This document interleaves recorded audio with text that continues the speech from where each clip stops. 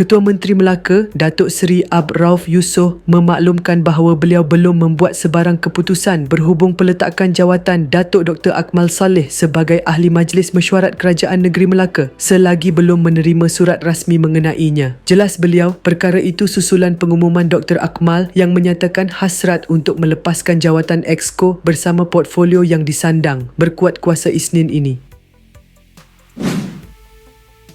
Saya sebagai Ketua Negeri akan menunggu surat secara rasmi untuk saya pertimbangkan sama ada saya menerima ataupun tidak menerima dan perkara itu tertakluk kepada perbincangan saya nanti, katanya ketika ditemui pada Perhimpunan Agong UMNO 2025 di Pusat Dagangan Dunia hari ini. Mengulas lanjut, Ab Rauf berkata beliau menghormati keputusan yang dibuat oleh Dr. Akmal mengambil kira peranan serta pendekatan yang dibawa oleh beliau dalam kapasiti sebagai Ketua Pemuda. Saya menghormati keputusan Dr. Akmal Saleh kerana beliau berkarya dengan cara pemuda, katanya.